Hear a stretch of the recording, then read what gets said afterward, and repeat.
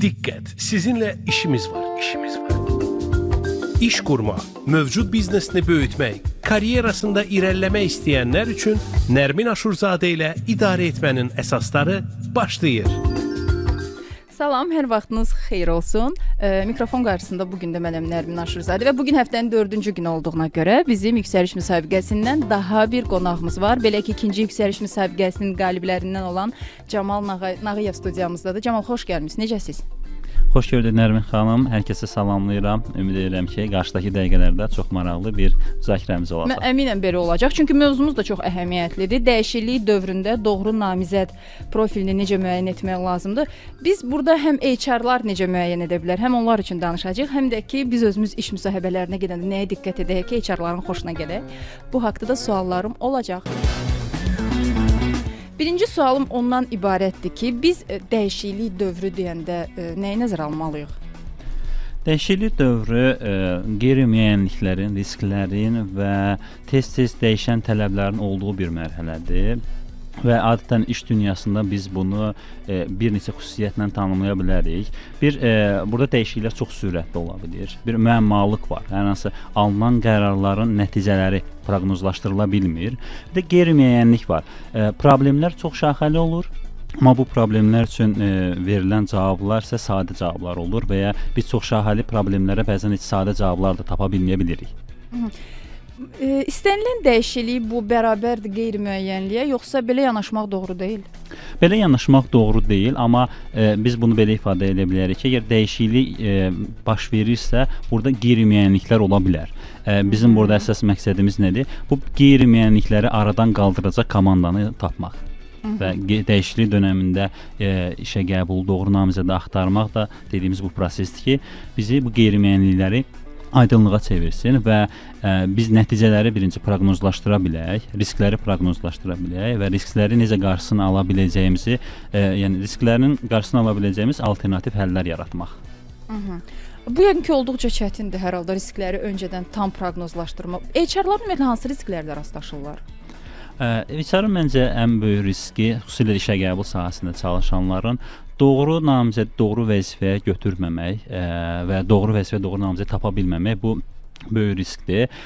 Bu həm sizə zaman olaraq, həm maliyyə olaraq, həm də iş prosesi olaraq çox mənfi nəticələr gətirə bilər. Deyək ki, hər hansı bir dəyişiklik baş verir şirkətdə və bu halda komanda üçün necə adam seçmək lazımdır və burada dəyişikliklərin fərqi varmı? Məsələn, rəhbər dəyişirsə burada başqa şey nəzərə almaq lazımdır, yeni bir sistem tətbiq olunursa başqa bir şey? Burada belə bir fikir səslənə bilər. Məsələn, biz pandemiyadan sonra bərpa dönəmində rəqəmsallaşmanın bazara olan təsiri, ondan sonra süni intellektin iş dünyasına təsiri, bunlar bir növ iş dünyasında yeni bir trendlər yaratdı. Bizim əvvəllər daha öncəki dönəmlərdə ideal namizəd anlayışımız sürətlə dəyişdi. Biz indi artıq axtaranda dəyişikliklərə sürətlə adaptasiya ola bilən bir namizəd. Ondan sonra emosional olaraq dayanıqlı olan. Çünki dəyişiklik dönəmidirsə, burada biz fiziki olaraq nə qədər yüklənsək də, emosional olaraq da bir o qədər yüklənirik və bizim emosional olaraq dayanıqlığımızın daha yuxarı olması lazım olur. Daha sonra sistemli düşünüb və prosesləri sistemli şəkildə həll edə bilən bir bacarıqlara sahib şəxslərin dəyərləndirilməsi daha önəmlidir. Dəyişiklik bir neçə kateqoriyada ola bilər. Ola bilər rəhbərlik dəyişir və ya siz şirkətinizi dəyişirsiniz, fərqli ola bilər. Artıq dəyişikliyin hansı kontekstdə olmasının asılı olaraq onun idarə edilmə planı da, yəni o prosesin dizayn olunması da ona uyğun olacaq. Biz məsələn özümüzdə necə müəyyən edə bilərik və ya siz bunu necə müəyyən edirsiniz bir namizədlə söhbətdə ki, o emosional olaraq dayanıqlıdır yoxsa yox? Əslində iş dünyasında uğurlu olmağımız üçün tələb olunan bir çox önəmli bacarıqlar var ki, bunlar CV-də qeyd olunmur. Örnək olaraq desək, biz CV-də təhsilimiz, təcrübəmiz, texniki biliklərimiz haqqında daha çox informasiya veririk, amma işdə hər zaman bizi uğurlu edən və şirkətin bizdən gözlədiyi nəticəni verəcəyimiz tərəflər hər zaman CV-də olmaya bilir. Bunlar biz dediyimiz görünməyən kapital və ya yumşaq bacarıqlar olaraq adlandıra bilərik. Bunu biz namizəddə necə müəyyənləşdiririk? Müasir işə qəbulda qiymətləndirmə alətləri artıq dəyişib. Hətta belə bir araşdırma var ki, müsahibə nəticəsində hər hansı bir namizəd haqqında bir fikir bildirmək, onun dəqiqlik faizi 30% ətrafıdır. Amma yeni alətlərdə hansı ki biz dəyərləndirmə mərkəzlərinin təşkilidir, situativ mühakimə testlərinin keçirilməsidir, psixometrik testlərin keçirilməsi ilə biz namizədin yumşaq bacarıqları, yəni görünməyən kapital tərəfindən daha dəqiq, harca 70% ətrafı dəqiqliklə fikirlər səsləndirə bilirik ki, bir namizəddə bizim axtardığımız bacarıqlar varmı ya yoxmu? Məsələn, indi emosional dayanıqlı olub-olmamaqla bağlı hansı psixoloji testlər var? Bununla bağlı bir sıra bir araşdırma şirkətlərinin və bu üzrə konsaltı göstərən şirkətlərin testləri var. Bizim dinləyicilər üçün səsləndirə biləcəyimiz nəsə var, yoxsa yox? Onunla bağlı xüsusilə də daha çox assessment center, biz özümüzdə tətbiq olunanlardan mən sizə deyə bilərəm. Biz daha çox bunu assessment, dəyərləndirmə mərkəzlərini təşkil edib, oradan müxtəlif кейslər üzərindən istifadə edərək biz namizədlərimizin dayanıqlığını yoxlamağa çalışırıq. Və dayanıqlıq bu həm stressə dayanıqlığı, həm konfliktlərin idarə edilməsi zamanı göstərdiyi emosional dayanıqlıqlar və bir neçə digər yumşaq bacarıqların qiymətləndirməsini həyata keçiririk. Camal, sizə elə gəlmirmi ki, emosional dayanıqlı və ya stressə davamlı, daha doğrusu bir insan axtarmaqdansa elə bir iş mühiti yaradılsın ki, orada stres çox da olmasın? Nərmin Aşurzadə ilə idarə etmənin əsasları davam edir. İş işdən keçməmiş dinləyin. Bugünkü həmsöhbətim ikinci yüksəliş müsabiqəsinin qaliblərindən biri olan Camal Nağıyevdir. Biz Camalla birlikdə dəyişiklik dövründə ümumiyyətlə doğru namizəd profili necə müəyyən edilməlidir, bu haqda danışırıq və Camal qeyd etdi ki, əsas xüsusiyyətlərdən biri bu da emosional dayanıqlı olması, stressə dözümlü olmasıdır bir namizədin. Və mən də soruşdum ki, olmazmı ki, iş yeri stressiz olsun və Camal, nə deyirsiniz?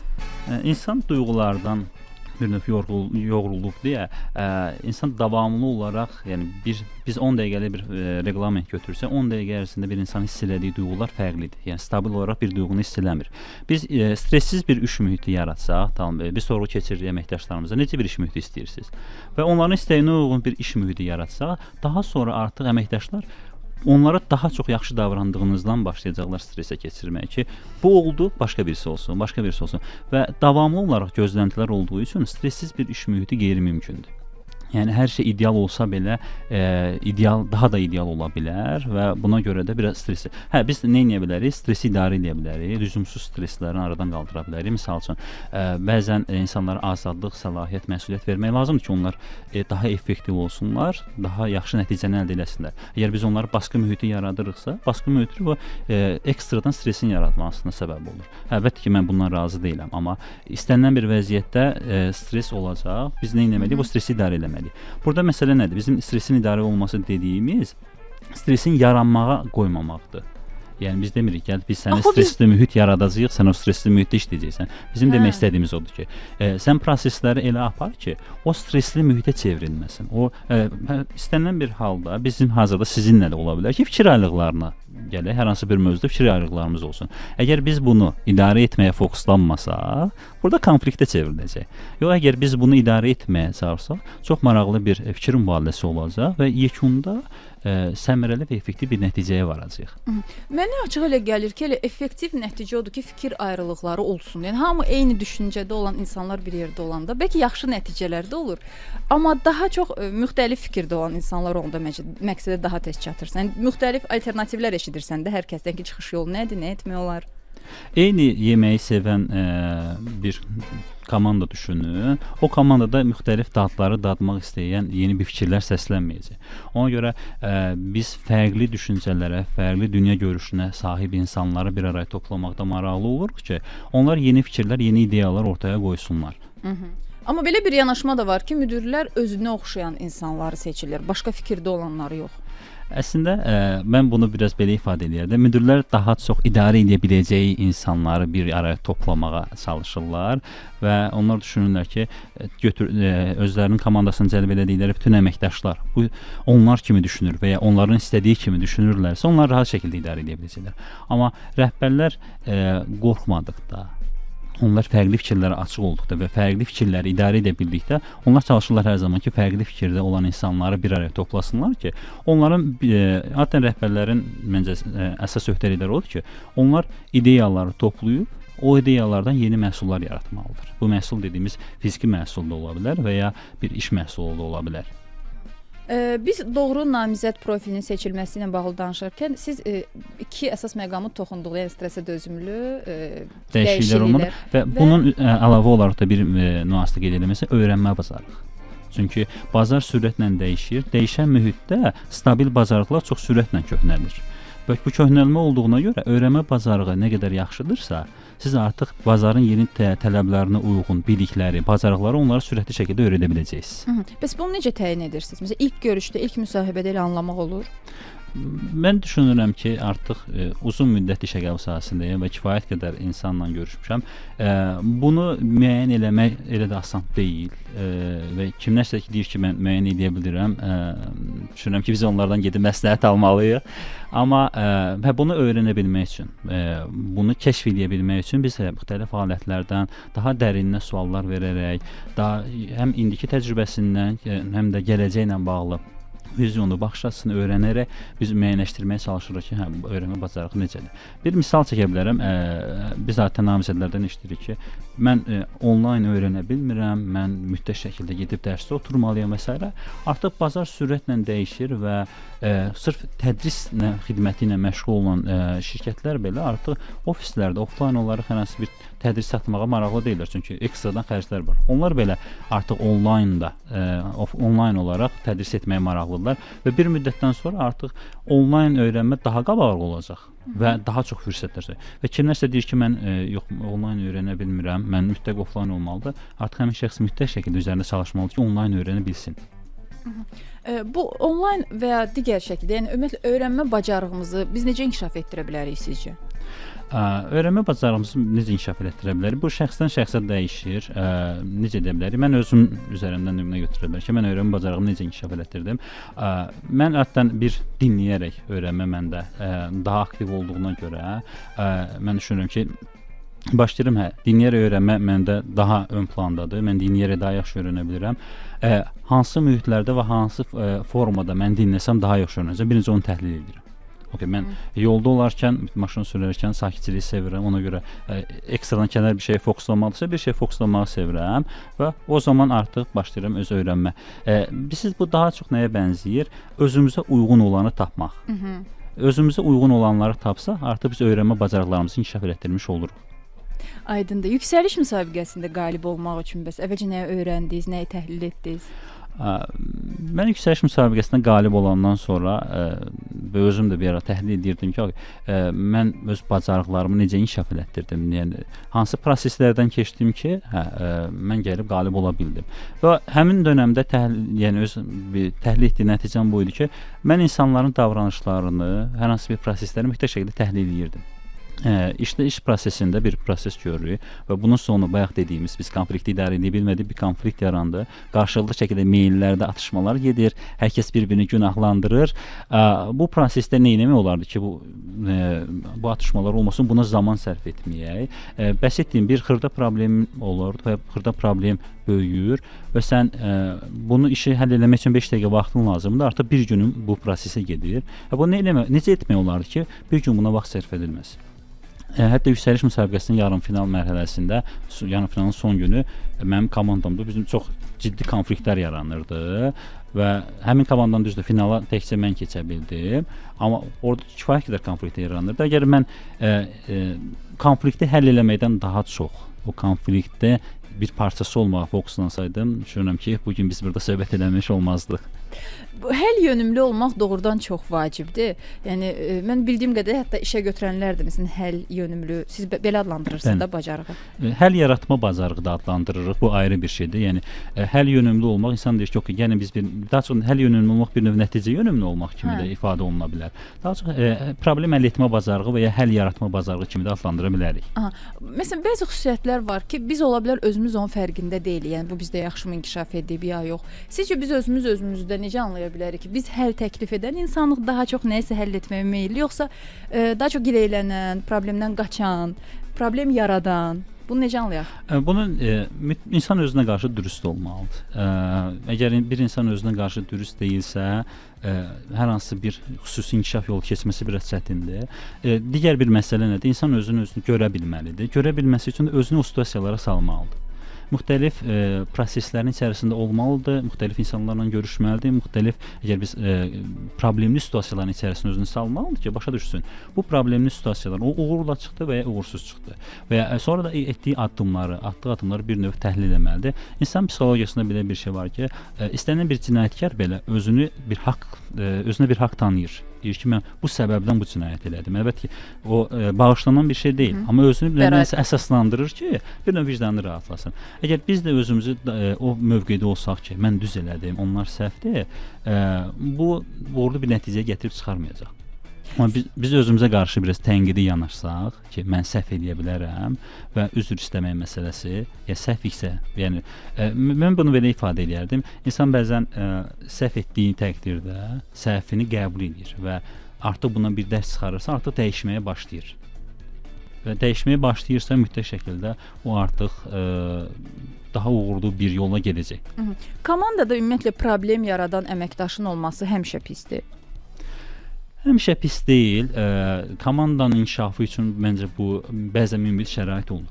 Amma bu bizim nəzarətimiz altında olursa və biz bunu idarə edə biliriksə, hər zaman neqativ nəticələri olmaya bilər. Biz bunu pozitivə çevirə bilirik. Amma artıq bizim idarə etməmizdən çıxırsa və bu problemli əməkdaş bir növ sağalmaz xəstəliyə çevrilirsə, burada artıq cərrahi müdaxilə lazım ola bilər. Məsələn, müdirlər belə əməkdaşlarla necə davranmalıdır? Deyək ki, nəsə təklif verən kimi ki və ya tapşırıq veriləndə ki, bunu belə etmək lazımdır, o daim etiraz edir, yox, yəni bu doğru deyil, biz niyə belə edirik, yeni şey olacaq və s. Belə olan hallarda artıq bir növ əməkdaşın dilini tapmaq daha önəmli olur. Ona tapşırığı hansı formada verməlisən ki, daha az şikayət edirsən. Bəzən belə ola bilər ki, əməkdaşa sən çağırıb ona hər hansı bir tapşırıq verirsən, bilirsən ki, bu çox danışacaq. O zaman artıq tapşırığı onunla birbaşa ünsiyyətə keçmədən mail üzərindən ötürürsən ki, daha çox danışa bilməsin. Və indi belə dedikdə elə biləcəklər ki, mən özüm də belə edirəm. Yo, əslində pis metod deyil ki. Bəzi insanlara doğrudan da tapşırıqlar, çünki hətta onlar sonra deyir ki, mənə belə bir söz deməmişdin axı. Yəni sübut olması üçün məncə mail yazmaq lazımdır. Bəzi insanlar da var ki, mail yazırsan, sonra da gedirsən izah etməyə. Bəs bu qrup insanlarla necə çalışmaq lazımdır ki, ikinci dəfə təkrara ehtiyac olmasın? Artıq biz çox maraqlı bir məqalə oxumuşdum. Orada bir şey vardı. Bir var ünsiyyət bacarığımız, bir də var münasibətləri idarə etmə bacarığımız. Yəni münasibət qurmaq, bir də var münasibətləri idarə etmək. Biz qarşıdakı, yəni bizim müştərimizin, qarşıda əlaqədə olduğumuz şəxsindən asılı olaraq onunla bir ünsiyyət tərzimizi seçməli və ona o formada o task götürməli. Əgər həmin şəxs, tamam, biz ona mail üzərindən yazırıq bir tapşırığı, lakin o gedib bir də başının üzərində durub izah eləməyə ehtiyac varsa, biz birinci baxmalıyıq, həmin şəxs doğru yerdədir, buna da baxılmalıdır. Doğru vəzifədəmi, doğru şəxsi dəyərləndirmişik? Əgər doğru deyilsə, biz ona alternativlər baxmalıyıq. Amma doğru deyilsə ki, gedib bizə həmişə ona başının üstündə durub ona izah eləməyə ehtiyac varsa, artıq elə birbaşa gedib başının üstündə durub izah eləmək daha həm zaman baxımından bizə faydalıdır, həm də effektivlik üçün daha doğru olar. Camal, siz yüksəliş müsabiqəsində qalib gələn ən gənc iştirakçılardan birisiniz. 23 yaşında qalib gəlmişdiniz. Və bax, komanda daxilində ən gənc olmanın hansı müsbət və çətin tərəfləri var? Çətin tərəfləri daha çox Azərbaycan mentalitetində bir şey var. Böyüklər hər şeyi daha yaxşı bilir. Böyük olan yerdə kiçik danışmaz. Və yaşın gətirdiyi bir təcrübə var. Sizə daha az məlumatlı ola bilirsiniz. Çünki mən 2019-dan başlamışam və 4 illik bir iş təcrübəm vardı. Rəsmi 4 illik iş təcrübəsi var. Universitet dövründə çalışmışam.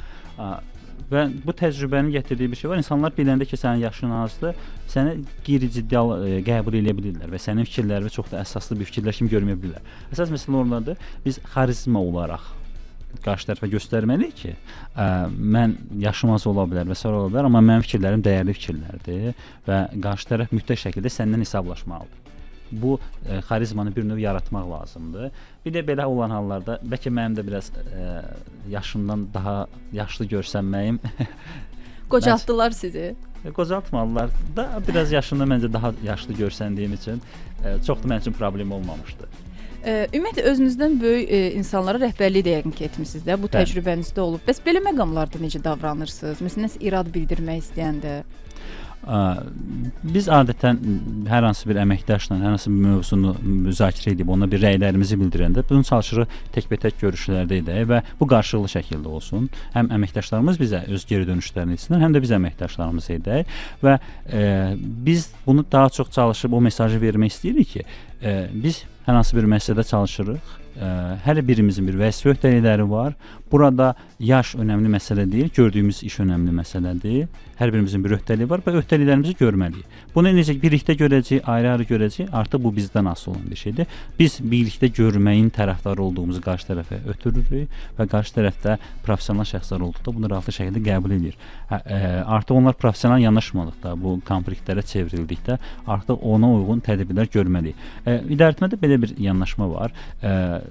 Hər idarəetmədə tamam biz model idarəetmədə deyirik ki, sən əməkdaşa rəy bildirməlisən, o sənə rəy bildirməlidir. Onunla mülayim danışmalısan, təkbətək danışmalısan və sairə formada ona çatdırmalısan. Amma hər zaman bu variantlar uyğun olmaya bilər. Bəzən sən bir insanın səhvini ictimai yerdə deməyə məcburiyyətdə ola bilərsən. Bu artıq düşdüyün situasiya, adətən idarəetmədə verilən qərar situasiyaya uyğun olmalıdır. Mən tərəfdarı deyiləm əlbəttə ki, kobud bir rəftarın, kobud davranışın heç vaxt tərəfdarı deyiləm. Bunu demək istədiyim də bu deyil. Amma hər zaman kitablarda yazıldığı kimi olmur. Bəzən situasiyanın öz ehtiyacları olur və bəsit bir şey deyim, idarəetmə ilə bağlı əsərlər yazan bir çox müəlliflər çoxsu xaricidir və onların çalışdığı mühitlər, araşdırmalara apardığı mühitlər tamam fərqlidir.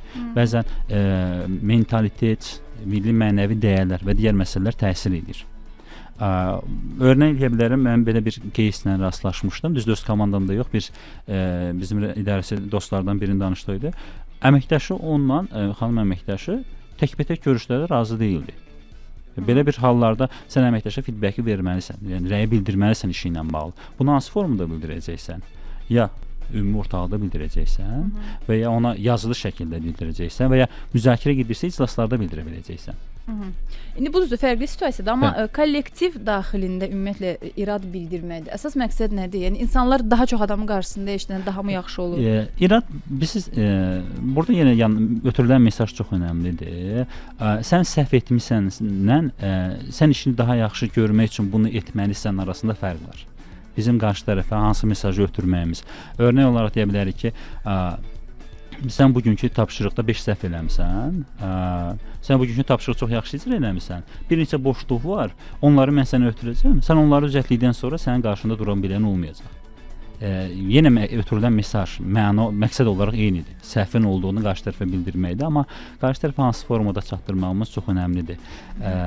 Biz bu təkcə iş dünyasında deyil, dostluqlarda da elədir, digər məsələlərdə də elədir. Razıyam.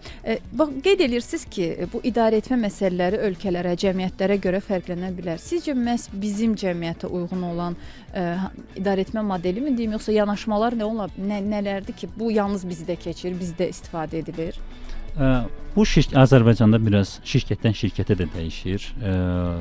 Daha düşdüyümüz şirkətin korporativ mühitindən çox asılıdır. Amma Azərbaycanda idarəetmə çox balanslı olmalıdır deyə düşünürəm. Bəlkə də yanlış da düşünə bilərəm. Amma balans hər zaman qorunmalıdır. Biz xarici ölkələrin təcrübələrindən istifadə edə bilərik. Amma xarici ölkələrin təcrübələrini olduğu kimi tətbiq eləsəm düşünürəm ki, hər zaman uğurlu olmaya bilərik. Örnək, belə bir nümunə gedək. Google-un ofisində, Microsoft-un ofisində qurulmuş hər hansı bir ofis şəraiti, iş mühitini siz olduğu kimi Azərbaycana tətbiq etsəniz, nə qədər uğurlu olacaq? Və bilmirəm, Azərbaycanda bu təcrübə olubmu, tətbiq olub, nə qədər uğurlu olma, bir araşdırma varmı, yoxmu bilmirəm.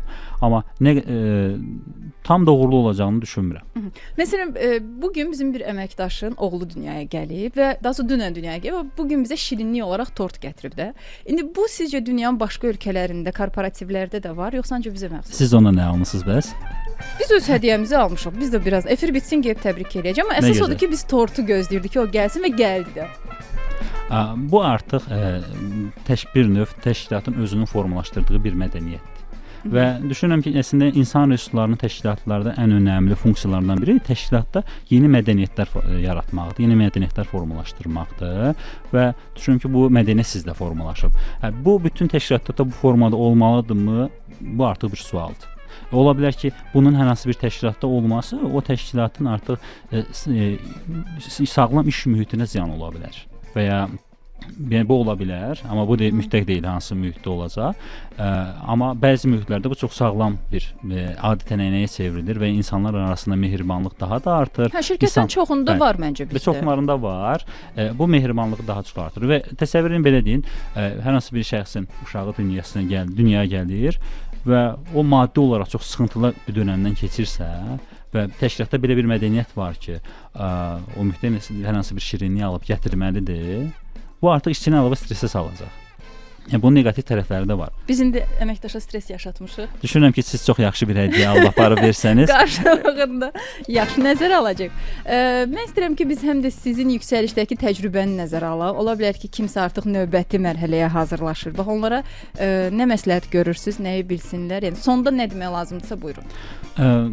Əslində ən asan variant məsləhət verməkdir. Düşünürəm ki, mən məsləhət verməkdən biraz qaçmalıyam. Çünki insanların öyrənmə formaları fərqlidir.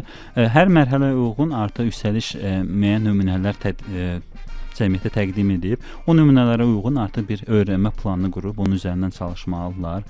Xüsusilə qabiliyyət imtahanında verbal, abstrakt bir də rəqəmsal məntiq üzrə testlər olur. Onlar üzrə artıq müəyyən bir hazırlıq üçün müəyyən işlər görə bilərlər. Bu mərhələni keçmiş şəxslər idarəetmə bacarıqlarına bağlı olan mərhələyə keçirlər. Artıq orada hər sual bloku üzrə bir hazırlıq planı olub, bir müəyyən araşdırmalar aparıb, hətta beynəlxalq təcrübəyə başvurmalarını tövsiyə edirəm. Çünki xüsusilə də idarəetmə bacarıqları mərhələsində daha çox situativ mühakimə testlərinə yaxın testlərdir. Bloklar üzrə fərqlənə bilər. Onları araşdırıb o üzrə müəyyən bir hazırlıq keçirmələrini tövsiyə edirəm. Yarın final və finalla bağlı, yəni xüsusi bir tövsiyə düşünürəm ki, mümkünsüzdür. Çünki yarın final və final elə bir mərhələdir ki, düşdüyünüz komanda və orada formalaşan proseslər uyğun bir yanaşma tətbiq etməlisiniz. Artıq nə edə bilərsiniz?